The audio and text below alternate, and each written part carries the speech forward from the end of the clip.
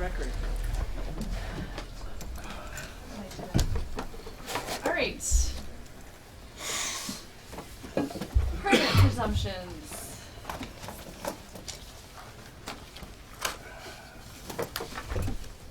So, we were talking about the language on page 62.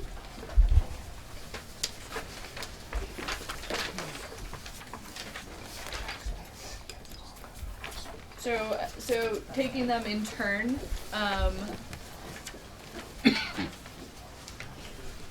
the permit or approval satisfies the appropriate requirements of subsection A. Okay.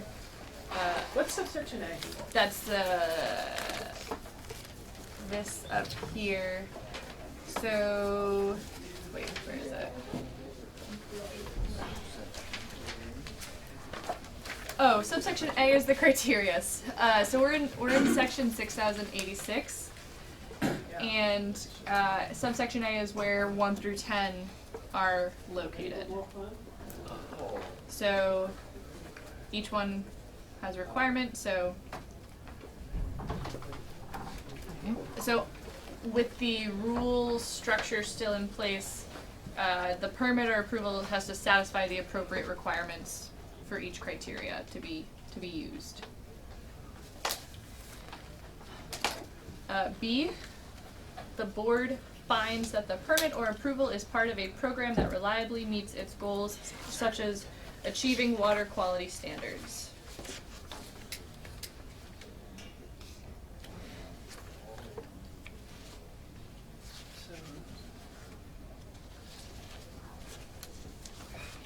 So in order to be used, Each of the following, that means the whole list needs to be. How many, permit or approval? so it's just those two, right? So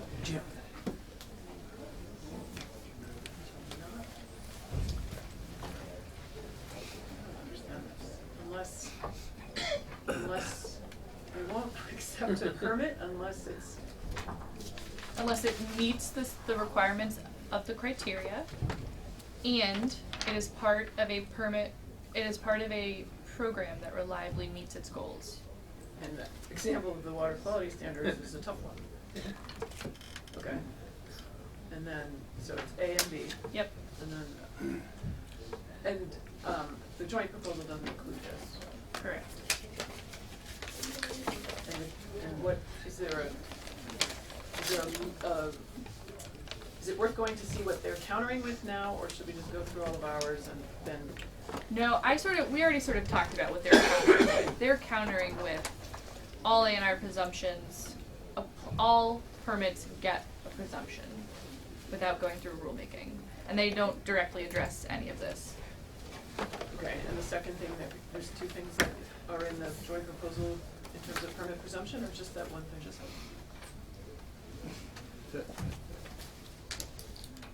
that just one thing?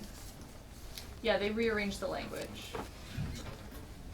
The existing language, Yeah, not our language, but the existing language. the existing language, yes.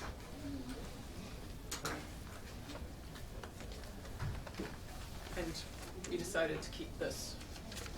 When did we put that? I mean, from the last draft, so in the last.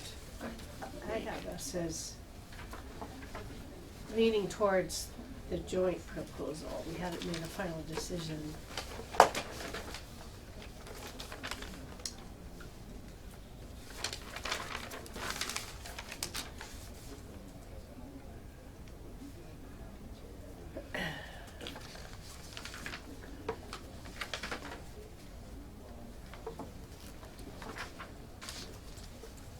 Reading it. It's like we're all kind of reading the joint. Yeah, it is reorganized Well, a there's bit, this, which makes it a bit confusing. and I'm just saying, under their B, it says substantial deference. That's To different. technical determinations? But if you look Yes. And you that is in yours also. That's yeah, 3B, if you look under 3B and Rs, it's there. The next C is equivalent to CD.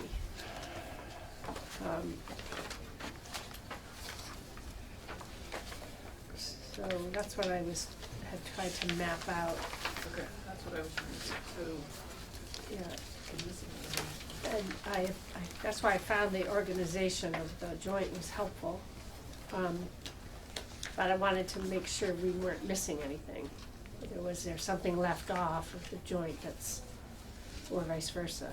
What's the difference between the two? And the fundamental one obviously is applying the presumption to all state permits, which, I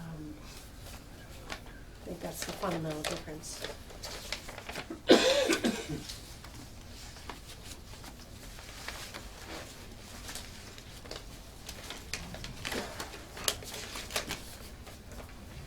have an opinion on which is more clear, Ellen?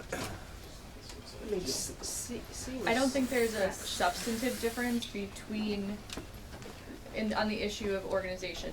The other things are policy choices. So. I don't disagree that they were pretty. Right, right, so. You have language in your bill, theirs is close.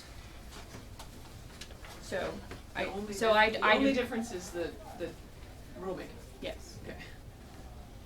Matt? So I think just to try and draw a contrast between the two proposals, so the joint proposal has all permits state permits subject to a presumption. Municipal permits maintain basically the status quo, where they would need to be incorporated into rule. The commission's proposal had all permits going through a rulemaking process. It changed the way the presumptions work with respect to, you don't get a presumption if it's not a part of a program that's reliably achieving its goals, and then went on to further sort of go through that. So that's a substantive difference between the two proposals. I think those are really, the two differences between them.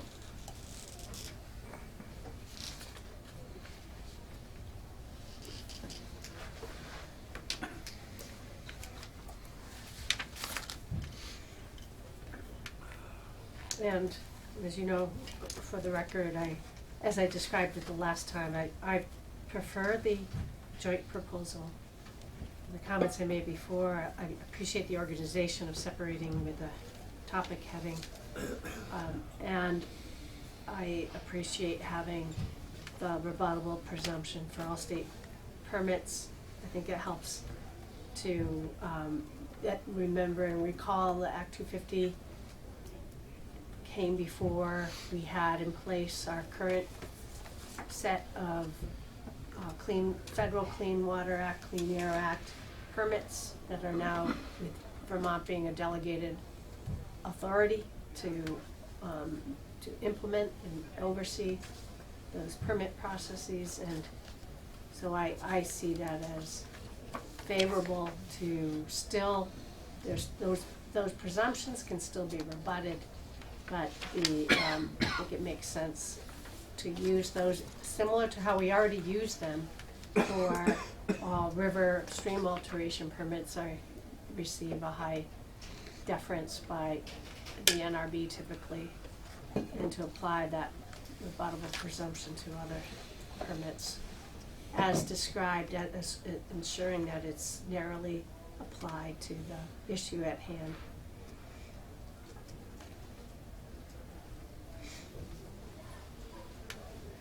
So, surface water permits rivers, they don't get a rebuttable presumption. Because they're not.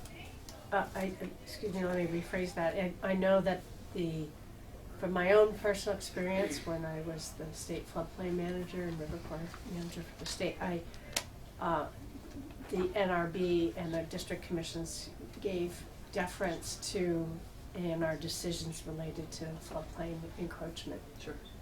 And that worked really well, because there was this, we achieved through Act 250, the same outcome. And I think the maturity of our permit programs are at a point now where a rebuttable presumption can still be rebutted, but it can achieve the same state objectives, state goals through this type of approach, state permitting. And, just so I'm clear on this, without that rebuttable presumption, what standard are they held to? So they can be submitted as part of an application, but there will likely need to be some other evidence to demonstrate that an applicant has met a criteria.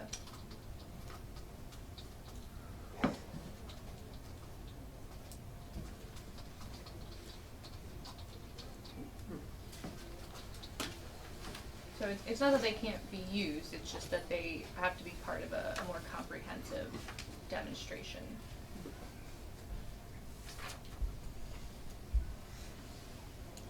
Thoughts on this committee? Others? Carol? I just, I guess I don't see why we wouldn't say the board has to determine if the permit was issued as part of a program that reliably meets its goals.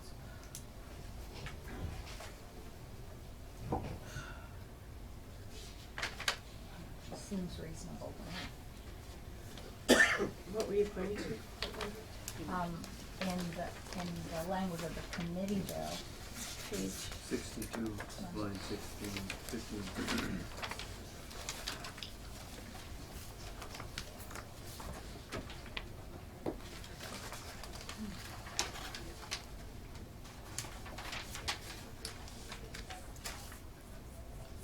How many programs reliably meet their goals?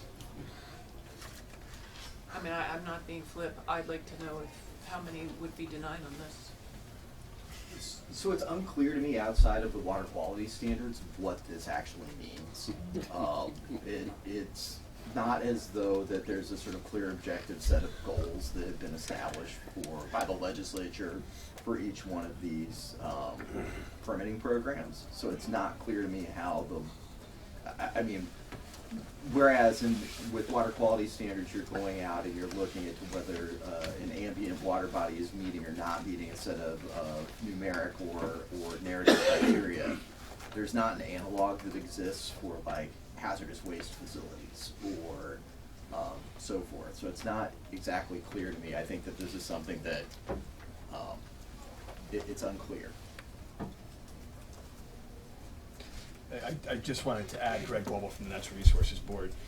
I can imagine this provision being a difficult provision for both the commissions and the board to consider. And I'm trying to envision what type of evidence it would take and how the board would make these sorts of determinations, and it would be quite a challenge.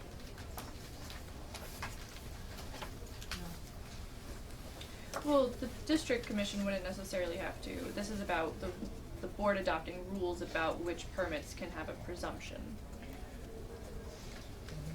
So Evan Meenan from the Natural Resources Board, but basically what this would require the board to do is do a performance audit of each and every permit issued by a state agency as part of rulemaking.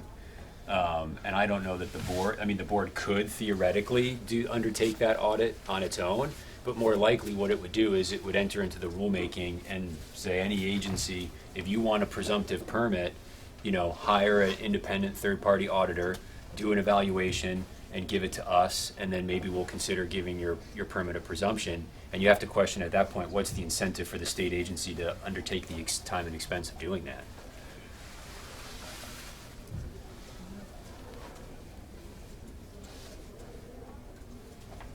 Jim?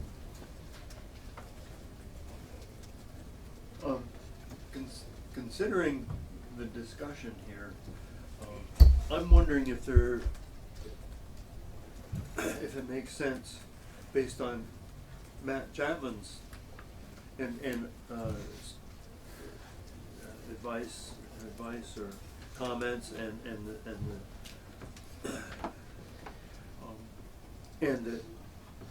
the pardon me, I'm working on it. And the actual lines 15, 16, especially 16, water quality standards, it's very well taken that there may not be numeric goals in many of the situations or many of the many of the arenas that a permit is being sought in. It's quite obvious when you're talking about water quality, for the amount of dissolved oxygen, the amount of bugs in the water, if you will, the amount of water in the stream. That's all very well, I think, vetted and listed and understood. Not so much the other criteria. So I wonder if there's a way to parse that out separate in the permit or approval satisfies the appropriate requirements of subsection A. That's all of the criteria. And in the amount, in the consideration of permits involving water quality, then you could have something like that. I don't know. I like the idea that we're honing in on water quality there. But I think that's going to be done anyway. We're not. I'm hoping A&R is not issuing permits that are contrary to water temperature, for instance, even though Vermont just flaunted that at us. There's nothing we could do about it. But we had it was in the permit at any rate. And so, is this needed? Would you say this is really needed, Counsel? I mean, this isn't a policy question as much as it is, are we doing this already? Or are we not doing it in Act 250?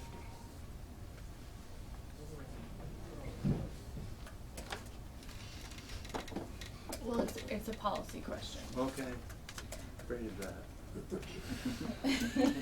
Good answer. So it's adding another sort of hurdle for a permit to get a presumption. Okay. Do you want there to be another level of review before a permit gets a presumption? And it did come out of the water quality discussion that happened at the district commission, or the commission on Act 250, the next 50 years. And it came up in a specific context because there was a proposal to have a conclusive presumption, which is a higher presumption. And so the commission didn't like that idea because there was concern. And so whether or not you share a concern and believe that this extra step is needed is up to you. But that was what the commission was looking to do. So the extra step was when we were considering the conclusive change? Yeah, that was. And so we're kind of being brought, I mean, I feel like maybe the joint proposal is meeting us halfway by accepting the rebuttable presumptions and not going further, but we're not having another level of review of the A&R permits, which is in our draft. Yeah, looks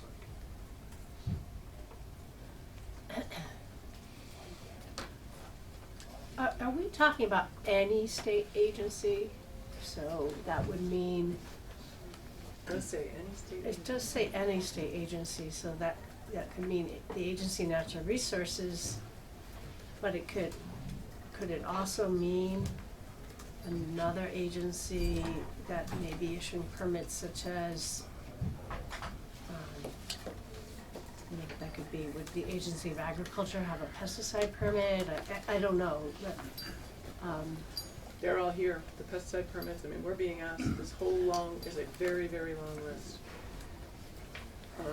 so I'm I don't looking know the through number. this list, and most of them appear to be related to the Agency of Natural Resources permit, but there was There's pesticides one definitely. pesticide, Agency of Agriculture.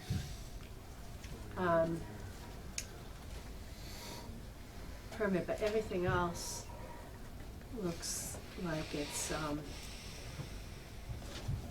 Agency of Natural Resources. We could specify Agency of Natural Resources permits if we feel that we have more confidence in that process, and still allow any other agency permit to go through rulemaking. Do that. We could just also keep the whole thing the way it is today, which is it's supposed to go through NRB rulemaking. We are seriously contemplating a professional board that presumably will have the capacity to go through this review process. And it would remain a rebuttable presumption once it went through that rulemaking process. Good, Jim? Jim? And they go through that rulemaking once? Not for They bundle them, but they haven't done it in a while. Gotta move on. Yeah. You wanna move on? No, go ahead. I do want to, yes, I want to move on, and I'd like to hear what you have to say. Of those permits that have presumptions and have been rebutted, and Greg and Devin, I mean, how often does that happen? How often is that successful? I would say generally speaking, pretty rare. So generally speaking, the presumption is upheld at the district commission level. And it's relatively. Understanding that a lot of these permits don't fall in that category. Well, the ones that the commissions most generally consider are, stormwater permits, wetlands permits, and so forth, and air quality permits as well. And it's rare. I would probably estimate that maybe less than one a year would be rebutted in any way. It's a relatively rare occurrence. Can I ask a follow-up question? Yeah. Are there any outside A&R permits that you're aware of? Because again, I'm looking through the list and I don't see any other agency. That pesticide one was a wetlands one. Yeah, no, it's primarily, if not exclusively, A&R permits. I have a question about, so when these permits are appealed, does whether or not they've gone through this process affect how the environmental court evaluates that appeal? Well, typically, if there's an appeal of one of the ancillary permits, there'll be an appeal of the, say for instance, the wetlands permit as well as the Act 250 permit, and the court would handle the appeal collectively. They would consolidate the appeal of the agency permit and the Act 250 permit. Okay, but I'm trying to say, like, if someone appeals one that's not been gone through the rulemaking, does the court look at that differently? Like, who does this matter to? If it's appealed to the environmental court, do they care if it's got a rebuttable presumption or not? Does the court care? Yeah, they handle it the same way as the commission, and they would look at any evidence that is counter to the permit itself. So they would look at the criteria that the ancillary permit is trying to meet, and simply make a determination as to whether or not there's sufficient evidence to rebut the permit. It wouldn't change the way that the court looks at the permit.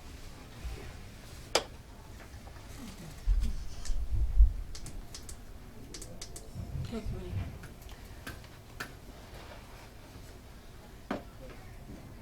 My preference is the joint proposal. I think it's okay. I think the rebuttable presumption can work, and I think it's still just in the context of the criteria, the associated criteria that it applies.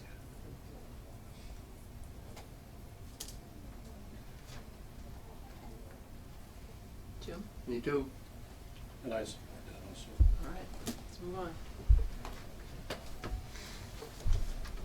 Is that clear? So, Same thing on am this. I gonna strike all of this? Are you just talking about B? Because then we have 2 and 3 on this page also.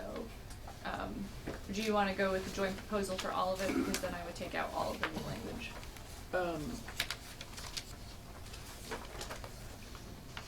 So the next line on line 17.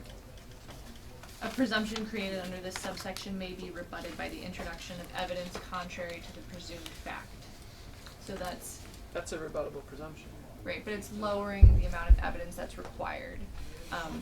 Currently, as Greg just mentioned, it's a pretty high bar for a presumption. So this is just evidence to the contrary, as opposed to the higher bar. So it is lowering the presumption slightly. I don't see how it's lowering. The definition of a rebuttable presumption is the presumption can be rebutted. Right, And I but think that's probably in the Vermont Administrative Procedures laws. Ellen, did you want to? so the intent of this language was to lower the amount of evidence needed to rebut the presumption. Okay, but to Carrie's point, is a rebuttable presumption defined and are we undoing it? No. Right, so the rules of evidence do have what is required. So you need to find. Just tell us, you have some, okay, Evan. I was gonna say, so Evan Meenan from the Natural Resources Board, so Rule 19, Act 250 Rule 19 specifies what someone has to do to rebut the presumption. And it says that they have to present sufficient evidence for the commission to conclude that undue water pollution, air pollution, inadequate water supply, unreasonable burden on water supply, or a violation of ANR's wetland rules is likely to result. So that likely to result, that's the finding that the commission has to find, and the court, for that matter, on an appeal, has to find before concluding that the presumption has been rebutted. So that the language is different than the language that's in the committee bill. The committee bill says any evidence, as opposed to the rule which says evidence that's showing that one of those enumerated things is likely to result.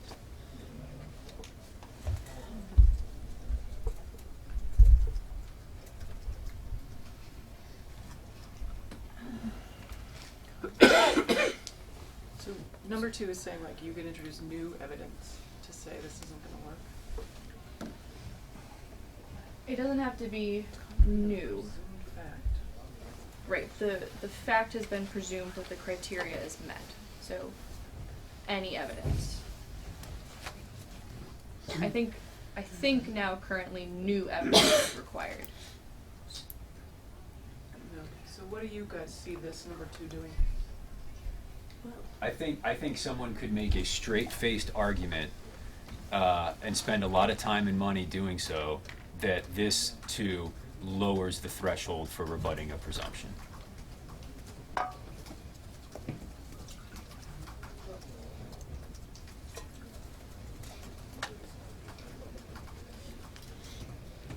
Jim? I like the lower bar. I mean, I don't like rebuttable presumptions to begin with. I believe they're a necessary evil in the whole process, but this is citizen protection, I think. And I like it. I'll go with that.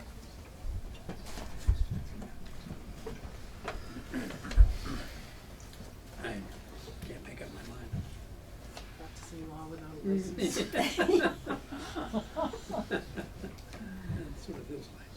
I said that with a straight face too, and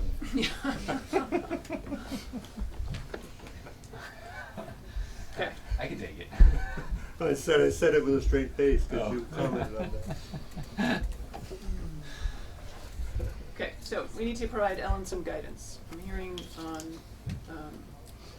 I'm wondering if we're creating a conflict, are we?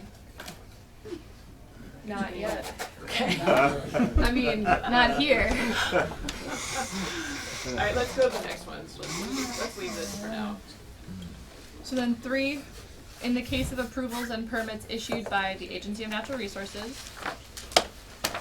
there shall be no presumption for a permit or approval authorizing the discharge of a pollutant into a water if uses of that water are already impaired by the pollutant. And admissible evidence of the technical determinations of the agency shall be accorded substantial deference by the district commissions. Just wait a second, Huh. let's understand what this whole thing's doing before we comment. So, no presumption. Admissible evidence of the technical determinations of the agency. Substantial deference on the district commission. Admissible evidence, what is that?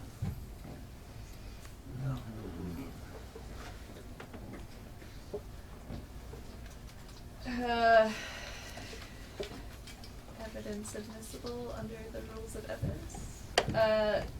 Is that like, who decides what admissible evidence is? I think from what I discussed earlier with somebody, is the board gets to decide that. Because I asked, what rules of evidence are we using? It's the same as the environmental court, is what I understood. Somebody correct me if I'm wrong. Is that, that's by rule at the NRB? Pardon? By rule at the NRB, I'm getting some nods, yes. Yeah. We adopt the Administrative Procedures Act, which includes, it's essentially the rules of evidence, but it's a slightly lower bar. Yeah, a little more casual. A little easier. But it's what's used in the district environmental court, right? I'm sorry? But it's used in the district environmental court now, correct? Correct, yes.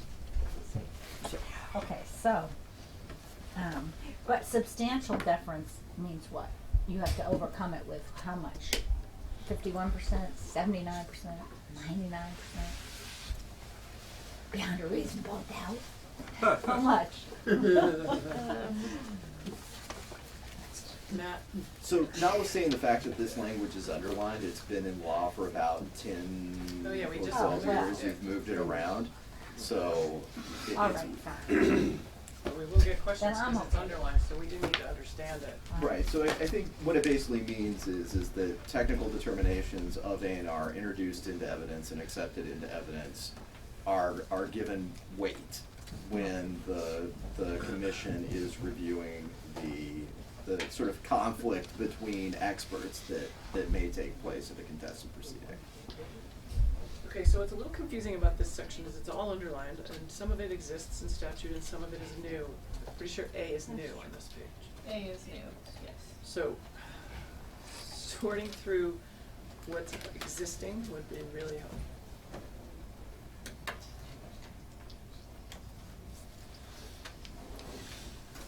Right, okay, yeah, so B is existing and A is new. What about the previous language we were looking at? That was new.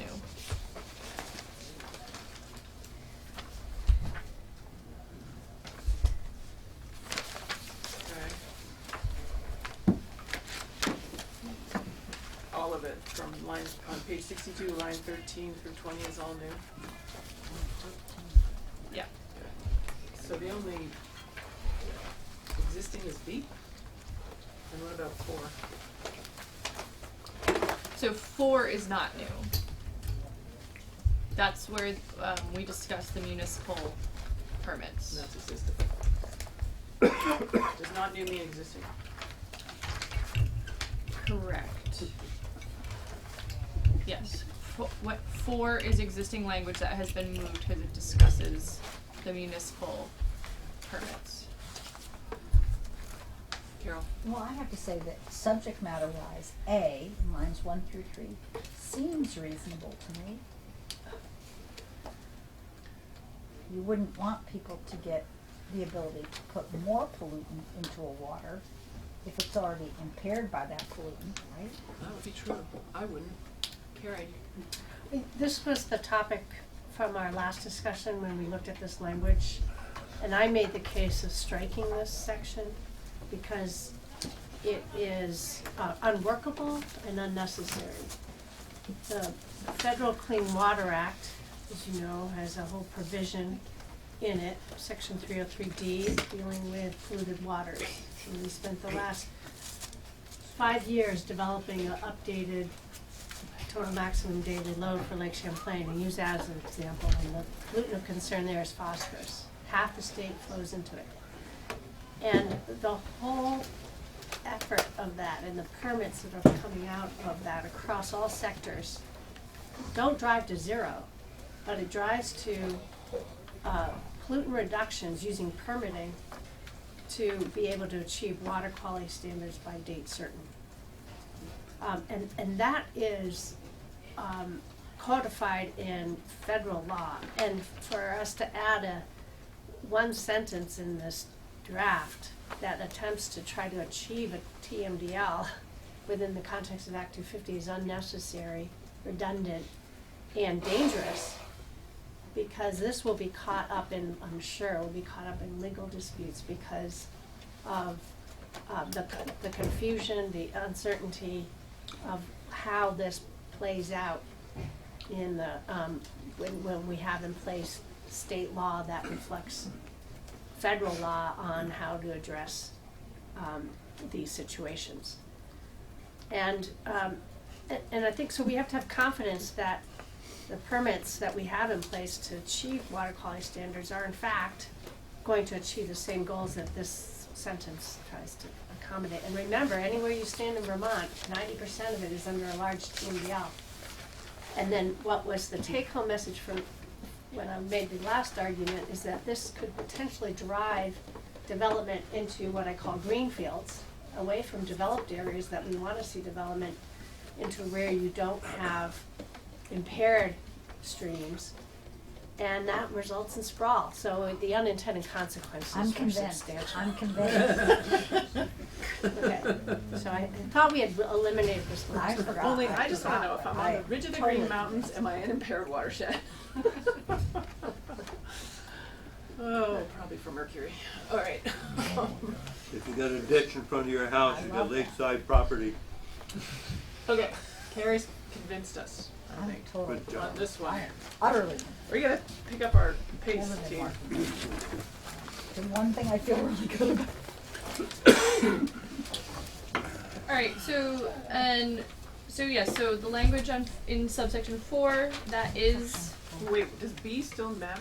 Or was B only if we did A? no, B is existing language that has been Existing. moved. Yep. Sorry. Yep. So I'm gonna take out subdivision A and leave B. I'm gonna restructure it so that it's, in subdivision 4, this is existing language that was originally lived on the prior page. I am going to be adding the new language regarding municipality approval under 6 and 7. So responding to a request from an applicant, that's gonna go in this section. Moving on, section 6087, this doesn't need to be in here anymore, I don't think, because you took out this interchange language. So unless you would like to keep it. So these are the reasons a permit can be denied. So at the top of page 64, I think this is coming out, but correct me if I'm wrong. A permit may be denied under traffic if a permit is for a development in an interchange area that is not within an existing settlement.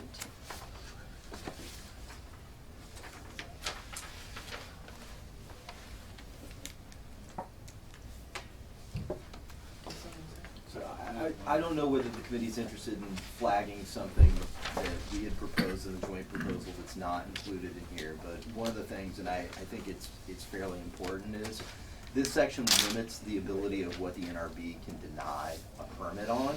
One of the things they currently don't have the ability to do is deny a permit without prejudice if someone doesn't respond to information requests or recess orders by the district commission or board. You know, that's a pretty important tool to clean up your docket and make sure that sort of dead applications get out of the system. So we recommended that type of a provision. I kind of view it as technical and housekeeping, but I think it's fairly significant and important. I don't know if you. No, I mean, I agree. There is a very roundabout way we can kind of do it by working with several rules. But if there was a more straightforward approach to take care of it, that would be a useful tool for us to have. Can you just say that one more time in English? So it basically allows the board, if they send out a recess order saying, there are all of these things you need to provide back to us in order for us to process your application, and the applicant never responds, that they can deny that application without prejudice. Right now, they don't have the authority to do that. So in other words, and without prejudice, I mean, it basically gets it off of their books and tells the applicant, you've got to come back in and reapply with a whole new application. And what was the time frame that you proposed? 6 months. Where was this? Was that in Okay. here? It was in the joint proposal. Under the interchange? No, it's not in the No, side by side. no, it's not in the side by side. Oh.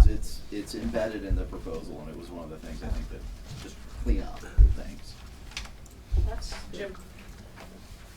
I get the ability to clean house. Why is it tied to interchange areas?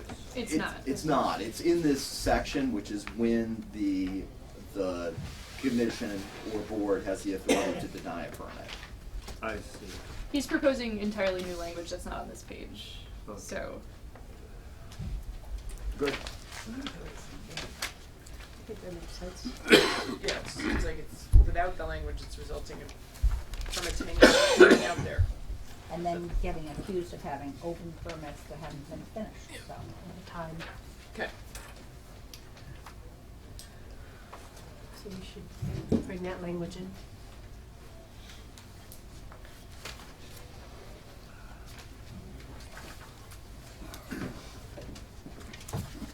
Matt, would you just be able to send that directly to Ellen so she doesn't have to look for Sure. it? 'Cause she has a lot. I've got it. Okay, never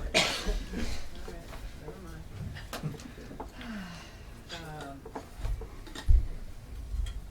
Okay. And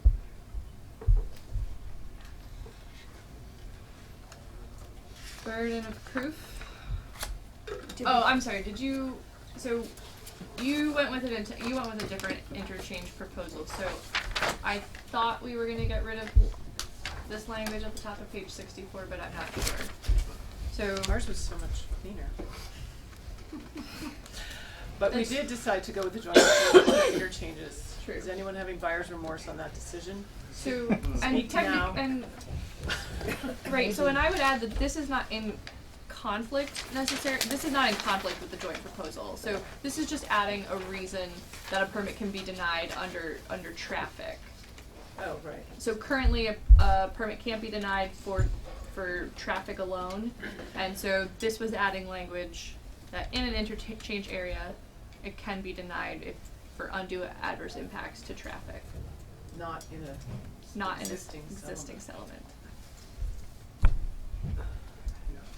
What is the problem it's trying to solve? It allows you to deny a permit For if traffic in a rural area of the state. Good. Jim and then Carrie. Two things. First, I thought I just understood, no, it has nothing to do with interchange areas, it's just in that area of law. Now we're thinking it does, and I most definitely don't want to do away with our interchange area. I don't recall that we decided to do that. Okay. But I think that might be a different, That's different. that's a different thing, yeah. So it's just because we're in the section of statute under the denial of applications. Yep. And so it's both. If we leave this language in here, it definitely has something to do with interchanges. right. It's me, guys, I'm willing No, to it isn't. stipulate. No, it's not. Totally. Well, it's a little bit of both because we were talking about something, and I'm not sure if you were talking about.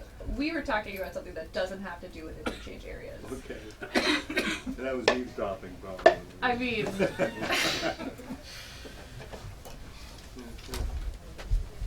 And I think, wasn't this trying to get at the externalities that might occur outside the town of where the project's located? Isn't that what this trying to get at? Well, this is development in an interchange area, not in a settlement near. If I'm Yeah. understanding your Not, question, I it's think. not within the existing settlement.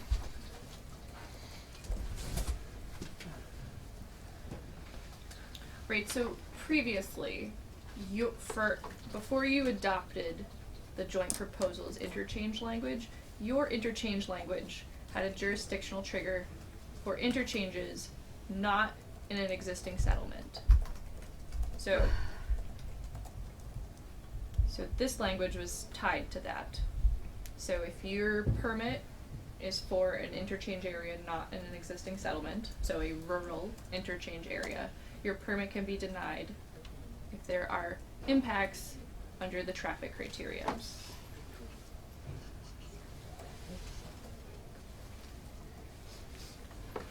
Got it. Seems okay.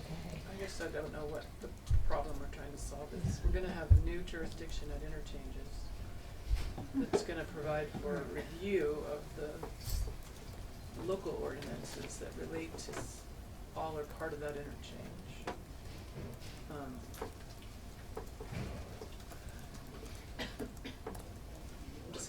I'm not sure where this came from, like why it's in here. Currently, a permit can't be denied solely for criterion 5, or 6, or 7.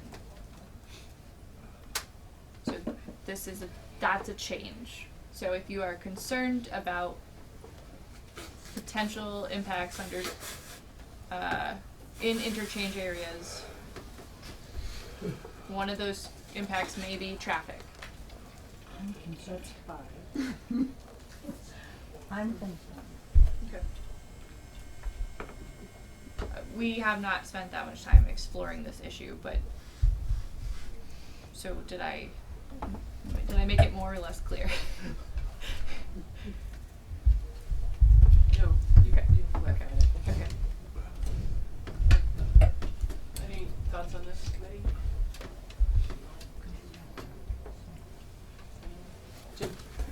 I think, as I understand it now, I think we want to keep it. It dovetails actually with our, what I recall of our interchange language, that there may be a hole in, based on if it's, that is not within an existing settlement. But I think we need this, and I suppose when we get to that other section, if we feel differently, we can. Right, so you changed the interchange language, so it no longer references in an existing settlement. So you decided to go with the joint proposal, which doesn't use that language anymore. So there's a slight disconnect with keeping this language because it's different. So I could adjust it to take out that phrase if you would like to use it.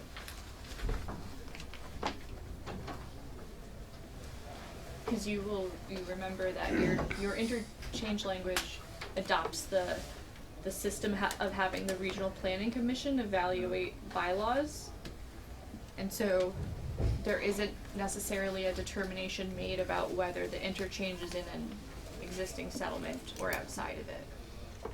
Can I ask a clarifying question? This says an interchange area, and I think what we were dealing with was, weren't we dealing with state interchange areas? Interstate interchanges? That was what? We had a definition of interchange area, 3,000 foot radius of an interstate interchange. Really? Okay. And do we have that when we're taking the joint, if we're taking the joint proposal, do we have that definition as well? They don't No. use it. No. They add it to the definition of development. And they never use the word interstate interchange. Yeah, we do. Right, so Poplar's Road. it's a slight difference. So if you are interested in keeping this language in the permit denial section, I can adapt it to the joint proposal language, but it's a sort of a technical difference that will need to be adjusted. Put it in for now.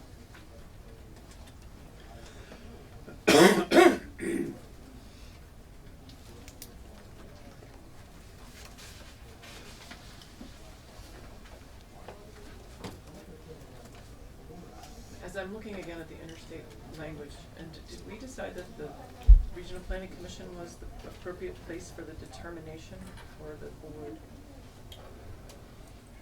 You had me leave it with the Regional Planning Commission, with appeals going to the board.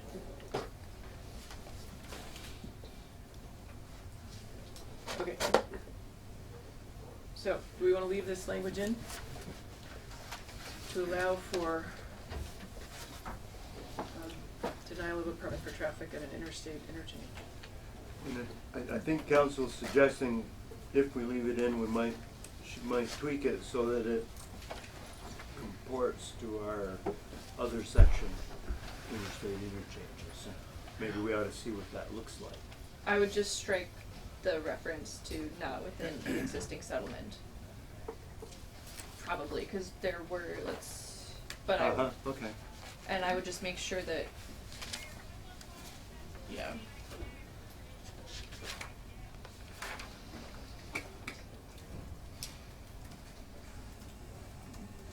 In that case, might we just put a period after development and get rid of all the McCullough confusion here? Well, that would be a different thing entirely. Waste. Okay, okay. We don't wanna make it no, bad idea. Well, maybe. I like the description.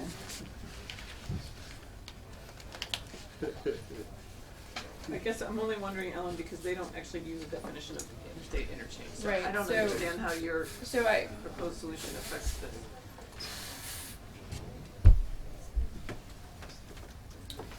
well, I could use,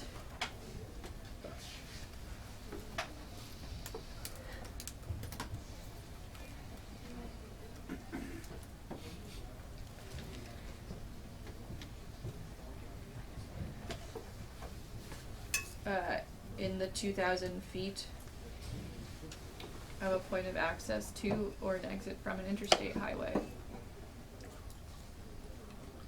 Yeah.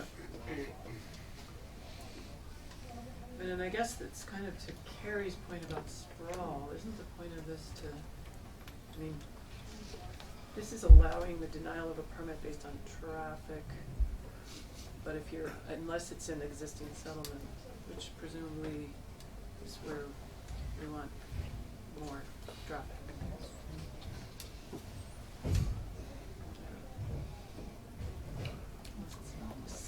It seems like we should not do this because we don't know what it's doing and it's too late to have it in here. Yeah. Yeah. Good, I think that's true. Not do the whole line, not do that whole, or just do the, Just not do this, because we just don't know the implications of it. I like the idea of being able to clean house. Are we doing away with being able to clean house if we don't do this? What? I don't understand your question. So, that, that's That's the other that's discussion. the other Okay. discussion. Okay. Oh my God, you're talking about getting rid of permits that are idling. Yeah. That's a no idling policy. Yeah. That's not cleaning the house. That's it. We're reinforcing our no idling policy. Whew. Okay, let's move on. Yep, good plan. We're staying until we're finished today, so. Oh, wait. All right, I got a little confused. I'm sorry, but, so lines 2 through 4 on the top of 64, we are taking that out, you Yes, said? because we don't actually know what they're doing. Well, isn't it keeping it, the stuff within the existing settlement? You can deny it if it's not within the existing settlement. So the problem is you actually sort of have three options. Mm-hmm. You adopted the joint proposals language that does not take into account existing settlements. So, you could adapt this. One option is to adapt this language to account for that, which therefore would not refer to existing settlements. So maybe that doesn't address your issue, but or you could leave it as is and have it reference existing settlements, but then it would be disparate from your other interchange language. Or you could take it out. So you could keep it, take it out, or change it to match. So you have a couple of options. But currently your other interchange language does not reference existing settlements. So that's sort of the difficulty about whether or not we change it. So if we do number 2, the option number 2, doesn't that keep things within existing settlements and keeps things more compact? Not necessarily. It's talking about when you're going to use this provision.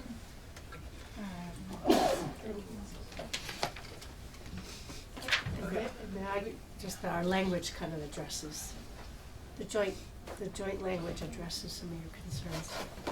Yeah. No. Because it doesn't take you. All right, let's move on. Thank you for. Burden of proof. Another simple concept.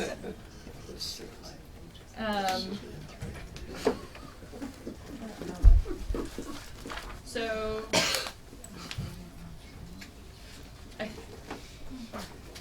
I think that we have settled on this language, although perhaps the joint proposals disagree with that. But you have made changes. Today we discussed changing criterion 8. So if you are changing criterion 8, I'm probably going to adapt the language from the joint proposal for burden of proof so that it lines up with this, because we rearrange criterion 8 in that. Do you want me to read through this language? And I remember, just while we're talking about criterion 8, there was some good information, I thought, around burden of proof. And I'm not good with the persuasion proof distinctions, but around who has to, for wildlife, necessary wildlife habitat, that one, our original bill, I think, talked about changing the burden of proof from the appellant, I don't know, the opposer of the project, person questioning, to the applicant, and then someone else said actually that shouldn't change, but that access to the property should be added. Reasonable access to the property to evaluate the resource would make a better sense, because the person looking to, the person who thinks it's affecting the habitat has better expertise to prove that. Not saying that very well at 3:45, but I get it. that's what I'm, and I know that I've heard different opinions from people in this room on this particular subject, particularly you, actually, Jamey, on this originally, saying that the burden of proof should be with the applicant on this one. But that we did take testimony that might not really make sense. Warren might be putting you a little bit off. He has something to add. Yeah, I guess I was What do just you gonna think try about and remind folks, I was the one that testified on that last week, and so did Jeff Nelson from the Ski Areas Association. And the issue that I tried to describe to you was particularly also on C, which is the new forest block connectivity habitat. An applicant right now does not have the tools to know how to meet that criteria, and maybe that will take care of that in the rulemaking that we've talked about. Yeah. But you're shifting, A&R is the expert in those areas, and when they testified last year, they said they didn't think you should do this burden shift, that they were the experts. The concern that we heard from VNRC at the time was, if the agency's not involved and it's a neighbor who's opposing the project, why should they have the burden if they can't, in a situation where they can't get on the property? And I think what I testified last week is, if access is the issue, somebody who's applying for an Act 250 permit should be able to deny others reasonable access to do their due diligence on the property. But I think shifting the burden to an applicant in these criteria, where A&R is almost always participating, or at least looking at these applications, flagging issues, I think the burden should remain with them unless the rules are very clear on what somebody has to, somebody has to do in order to meet their, not only the burden of production, which is what do I have to put on the table to have the district commission, whoever, or the NRB make an affirmative finding, but also to persuade them that I'm correct. So that means somebody building a subdivision or something smaller is gonna have to go hire a wildlife biologist to prove, to make their case, when it's not how it's worked historically. I think particularly with the new forest block and connectivity piece, we're a long way from having an amount of information out there that somebody can turn to know what they have to demonstrate to meet the requirements of the criteria. Well, I think I'm hearing you on the wildlife habitat, and that's how it's been done, and if we add the reasonable access for due diligence, that may meet that need. Yeah. With forest blocks and habitat connectors, we're gonna have rulemaking that is gonna clarify it, and I think the applicant can demonstrate how they've avoided, minimized, or mitigated. Yeah, but I think before you get to that point, you gotta know whether you're in one or not. Right now, for example, it says it's a contiguous area of forest. It doesn't provide I would almost argue on the wildlife piece, somebody can tell you, or a wetland, somebody can tell you what a wetland is, and you can hire somebody very easily to make the argument about that, or a bear scar beach area, or a deer yard area. The forest block issue and the fragmentation issue is something that is definitely an evolving area of science, and really are the experts in that area, and I think ultimately hold the cards about whether something is or is not. So I just don't think we're anywhere close to being able to say the applicant should carry the burden on that. Jamey? On the necessary wildlife habitat and the burden, we gave an example, and I think this is why it's coming up, the access issue of where an applicant would not, there was a historical record of an endangered species. This was in a large development project where we were a party, as was a citizens group, and there was no ability to access the property to actually then deal with the burden that was essentially on someone other than the applicant to demonstrate that there would be the impact. But what we see also in general is that a lot of applicants, in order, they just check a box that they check with the Fish and Wildlife Department, the Non-Game and Natural Heritage Program database, to see if there's anything that shows up. And if it doesn't, they say, check the database, there's nothing there. And that's the end of how they try to meet their burden. And we think there should be more of an affirmative burden on an applicant. It's their project, and they know the habitat, they know the property, they know the design of their property. The Non-Game and Natural Heritage Program, while it's an essential database in our state, it only lets us know what has been found on the ground because somebody's reported it or there's been an inventory. It doesn't mean there's not something there, just if you, because there's an absence of a record. And so I just wanted to kind of flag that it goes beyond just the concern about not being able to access the property. It's that we really want to have a meaningful examination on this issue by the applicant. And then if somebody has a concern that there's an impact, they will still have to come in and provide the evidence as to why that permit shouldn't be granted for those impacts to wildlife. On the forest blocks and connectivity issues, I hear what Warren's saying as far as I think it is important for applicants to be able to know how is this criteria going to work. And I think we all, anybody who's been working on this policy, I think share a common goal that we want a rulemaking that is going to work for people. That essentially, so people can understand how the criteria is going to work and what are these areas, the forest blocks and connectivity areas that matter. But assuming we have that, I think the goal is that we want people who are designing their subdivisions or their development to go through the exercise of trying to show how they've minimized the fragmentation of the area. That's what we want, proactive site design in that. So having the burden on the applicant after the rulemaking's in place will have that, allow that to happen, and then we'll start to get more proactive design that tries to maintain the viability of a forest while we're developing in them. It's not the opponent, I guess my concern is that that criteria really won't be taken as seriously. Something will just be said that's fairly straightforward, and then they'll leave it to somebody else to try and demonstrate why there's a problem.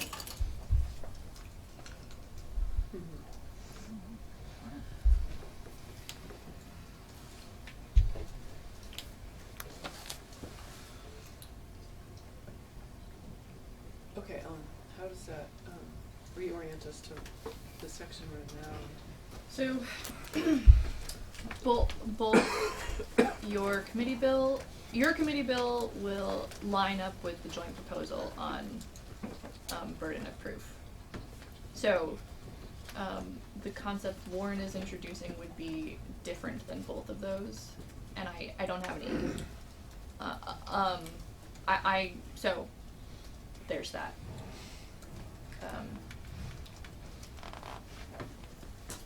Well, this is great. Ours lines up with the joint proposal. Correct. Yes, sounds all right to me. It's feeling pretty good.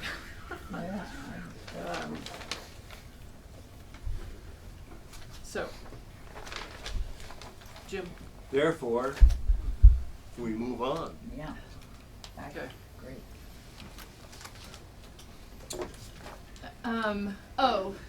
Line 17. Line 17 is language from the Dumont proposal that we have not, I don't think we've taken any testimony on. So, with respect to permit conditions to mitigate impacts on criterion 5 through 8, the burden shall be on the applicant to demonstrate that it is not feasible to avoid the impact. So Jim raised concern in his testimony about this, and I honestly do not know very much about it. So This is saying for criterion 5, 6, 7, and 8. permit conditions. Permit. Yeah. So he had some specific examples in his testimony related specifically to like crosswalks and curb cuts related to traffic, where he has, and I can't speak to it more specifically than that, but this came out of his proposal. When you say his proposal, I think that was more about appeals and the board structure. This must have been from other testimony. I don't remember. This was in This was his. in there with it. Yes. So that's why I say we haven't spent very much time looking at this issue at all, but it was part of his proposal package.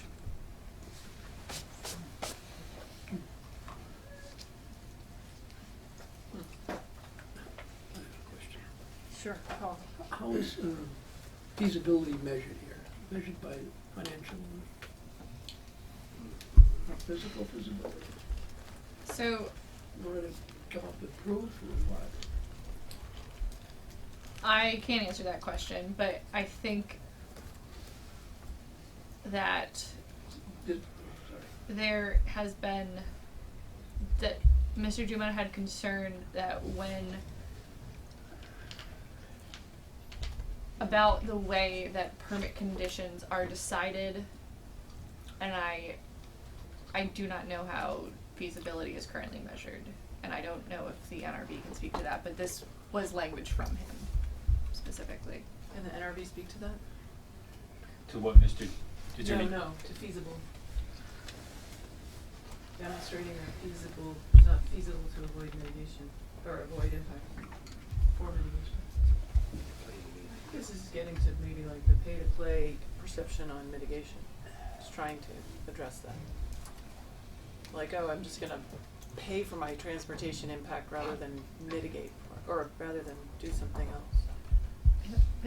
I think potentially, but Yeah, I mean, I can't think of, and if other practitioners in the room can, I can't think of any statute, rule, or case decision that would sort of have a definition of feasible that would be easily translated into this new section.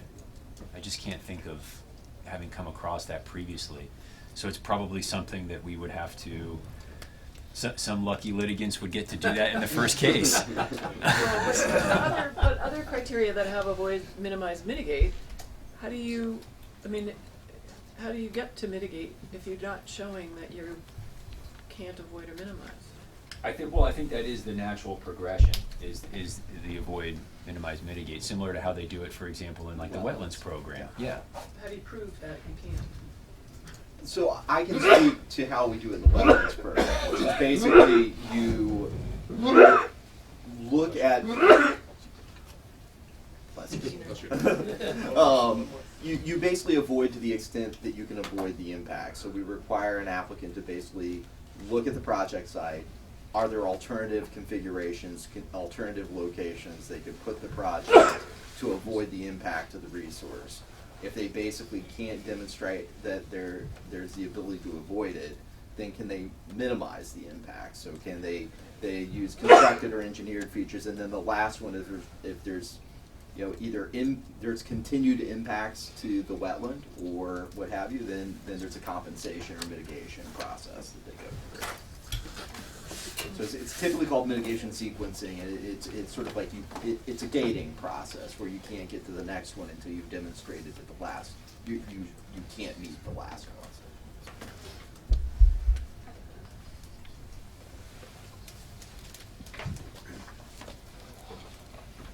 Jim?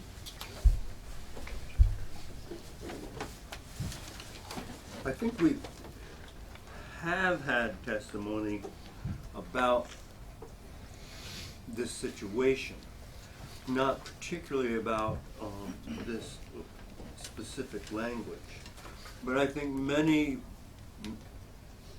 people have voiced a concern that there is a rush to mitigate instead of comply because it's likely cheaper, maybe in the moment and maybe in the long run, and let's just,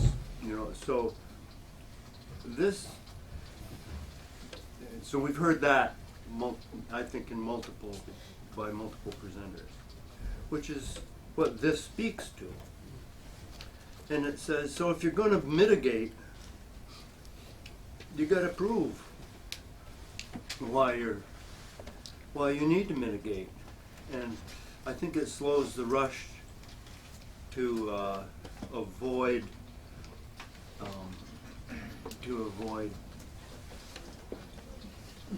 Avoiding? Pardon me? Avoiding. Yeah, exactly. To avoid trying to comply with various criteria and conditions. And so I support this. And we've just also charged the applicant with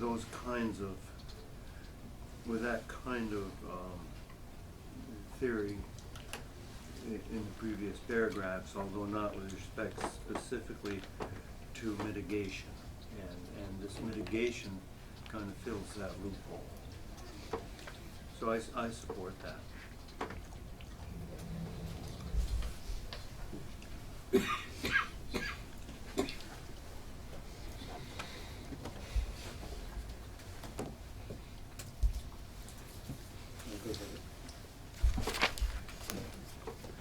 Okay.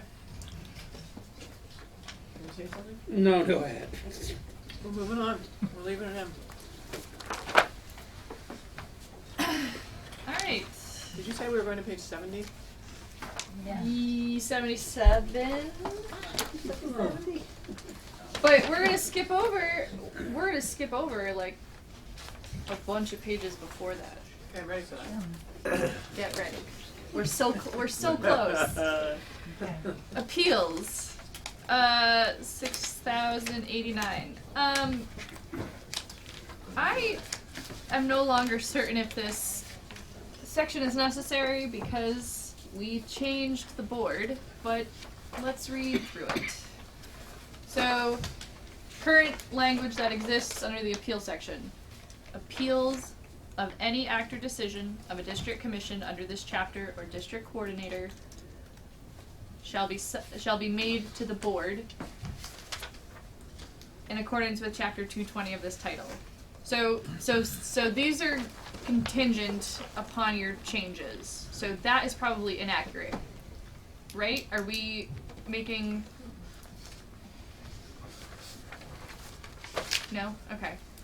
So, Someone could appeal a JO, someone could appeal a minor, I suppose. and okay, just make it to a the minor. board, that's gonna stay, okay, I would think so. okay, good. So then on line 8, in an appeal of an act or decision described in subsection A of this section, an appellant shall have the burden of proof on issues raised in his or her appeal. I'm on page 65. I'm reading on line 8. Okay. It makes a difference, too. The applicant, whether or not an appellant, shall have a burden to produce evidence sufficient to inform the division, so that would be the court, of the nature, elements, context, and impacts of the project to which the appeal relates.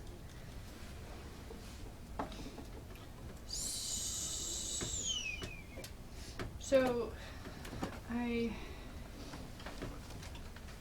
actually don't know if we need this stuff.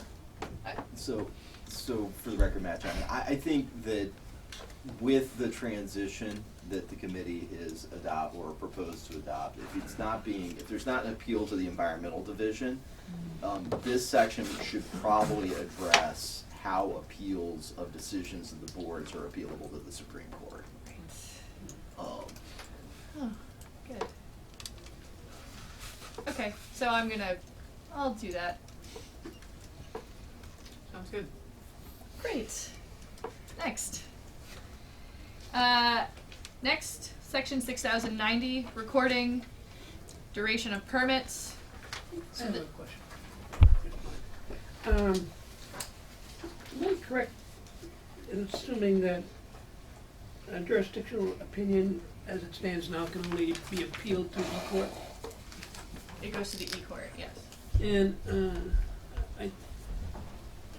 I'm wondering under this change here if it would go now to the commission.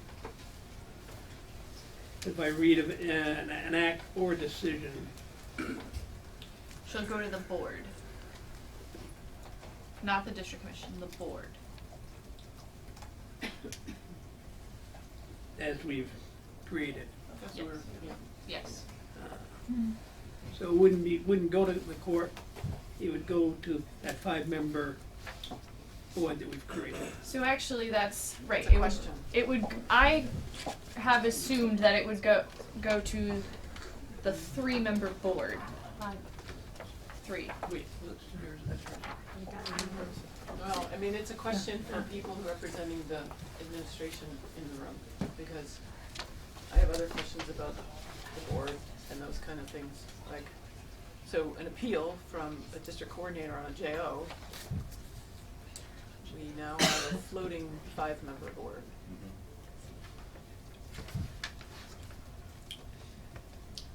Does it go to 3 members of that board who are the permanent people, or does it include the 2 regional members?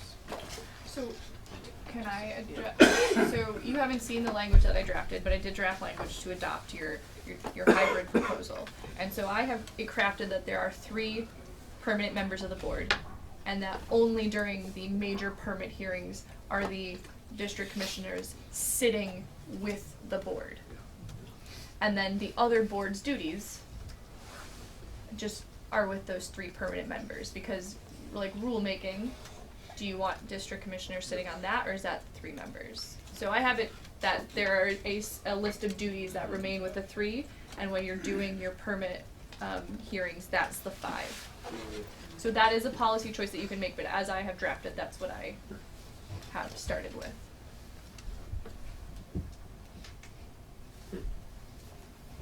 And how does the PUC, they have 3 members, they don't have any alternates, do they? I don't think so. If someone has to recuse themselves, what happens? They just do it with 2, I think. Yeah. Or away or sick, and then if 2 of them are away or sick, they can't do it. They give it over to a hearing officer and then let the full board make a decision. They can, I've seen the hearing officer make the decisions before, and then Yep. it's subject to the board's the approval. appeals of a hearing officer go to, they can bring up the 3 board members to make a decision, or even one board member. Typically it's 2 board. Okay, anyway, let's stay on track here. You got your question answered, Paul? Let's keep going. Alright, new language is not up until page 66. Release from jurisdiction. So this language hasn't changed since the last draft. This is your proposal to allow for people to apply to be released from their Act 250 permit if there is a change in use, and Act 250 would no longer be triggered by their development. So, if a town that doesn't have a plan or zoning or whatever it is, and the jurisdiction kicks in at 1 acre, you're subdividing as opposed to 10. And then so you have to get a Act 250 to go forward, and then the town finally changes its mind and adopts a plan, so it gives it its 10 acre flexibility. Is the grandfather back so that the person who had to get the Act 250 permit when you didn't have a plan still has to have his land under her land under jurisdiction now that you do have one? I mean, it seems like there was a reason why you had to get a 250, but that reason no longer exists. Are you asking me about what currently exists in law, or are you asking me about this new language? I want it. Well, tell me what currently exists. I think what currently exists in law, I know. Okay. I want to know what this new language means. I do not think this language would address what you're talking about. Right, so it's 2 different things, but this is where we want to talk about what you brought up. But if we could just look at this one last time, committee, and decide if this language is doing the release from jurisdiction that we've looked at and approved, that would be good. Evan? Evan from the Natural Resources Board, and this might go with some of the updates that Ellen's gonna do, but I anticipate the board would wanna see it have the authority to release jurisdiction rather than the district commissions. If it turns out that you're gonna go with the hybrid 2 model where the board is the one issuing majors, with that caveat. Committee, does anyone have thoughts on that? Makes sense to me, but. Okay. You got that one? Yep. Any other comments on it?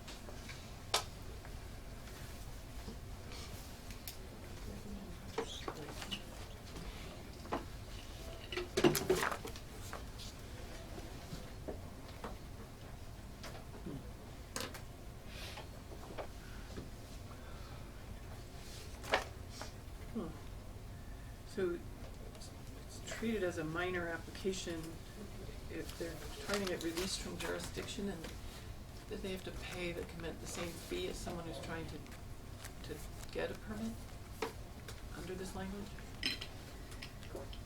It says Well, treated as a minor, which would require a fee.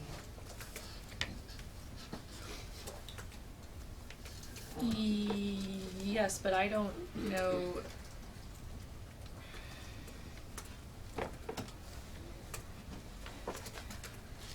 I do not know if there is a we might need to create a specific fee. If that, because currently fees are tied to construction costs. And let's see. So,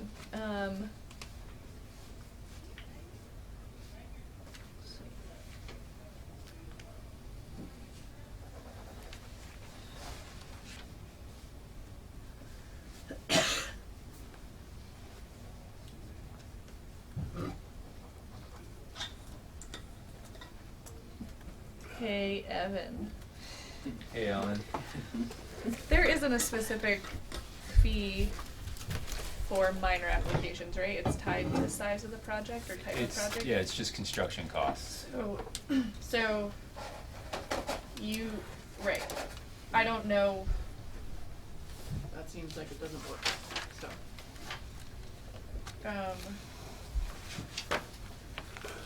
is that, how does it work for amendments? Is it similar? So, that's a, Evan, how something much I can- time would it take to release this from jurisdiction after you filled out the application and assuming that it's gonna be, I mean, it's gonna go to the board and? That is, I mean, that is really difficult to estimate. I mean, you could probably see, you know, somebody like a neighbor who really advocated for some type of condition, like an aesthetic requirement or something like that, really going to the mats over whether or not something should be released from jurisdiction. So there's reason to believe that these could sail through the system, but there's also reason to believe that they could be some of the most heavily litigated cases. I mean, I'd be hesitant to provide any kind of general estimate for number of days or months that this could take. So this is if an entirely different project happened on a property. I mean, I'm having a hard time imagining this and how often it happens. There's already a way to get out of an Act 250 permit when you haven't built your development. It already exists. Right? sure, right, if you don't break ground. So this is trying to say, you know, if you build something else that doesn't need an Act 250 permit, you can get rid of your Act 250 permit. Right, if you, you know, at this point, we're at the 50-year mark of Act 250, and because the permits exist in perpetuity, buildings are now used for other things, right? So the example that I threw out that I think maybe isn't exact, but an old, you know, an old shop building that would be a development, or was a development, is now being used as a house. A residence would not necessarily trigger Act 250. So, does it still need to have an Act 250 permit on the property?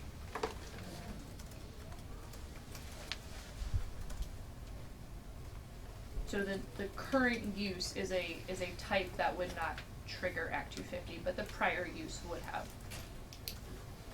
Or We were gonna include this in our trail proposal, but didn't because we know you were contemplating this for the bill in its entirety. But a trail would be a good example where you've got a trail, for some reason you decide to discontinue use of that trail, it grows back in and you want to release that from Act 250 jurisdiction. Probably a simpler scenario but the building's a good scenario too. But that was one that we were thinking about, didn't include specific language because the committee was contemplating this, but just wanted to point that one out.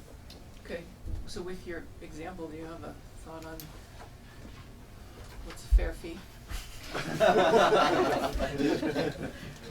We start at zero. Oh, Lord. You can always start at zero. Sure. Yeah, Evan. So Evan again from the NRB. I mean, I'm trying to just think very quickly of other potential examples. And so like think about like a small commercial space that triggered because it was commercial development, and then somebody comes in and wants to change it from a commercial development to a 9-unit housing development. That's what Ellen just said. Oh, I was Well, I mean, looking it up. I'm sorry. I just said one, but yeah, right. Something like small that. thing. Yeah. Something that doesn't trigger Act 250. Yeah. Right, I got that, that's why we're doing it, but now we need a fee. Rulemaking, I mean, Tell the board to do it. We're creating a board. Might have it cover the cost. Yeah. So we could say that, develop a fee structure that covers the costs. But that's, as Evan pointed out, perhaps hard to speculate on.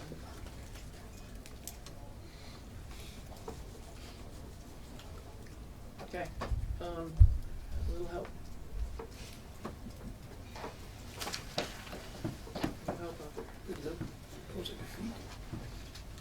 For a little levity, make it $5,000 because they need some money. And I don't think the governor will object because we're getting people out of Act 250. Inverted fee structure. What? Somewhere to go. Needs to be reasonable. No, I know. So that covers the cost. All right. Or 5,000. Obviously, we're at a loss for this one. Should we take a 5-minute break? Yes. Sure. 5-minute break.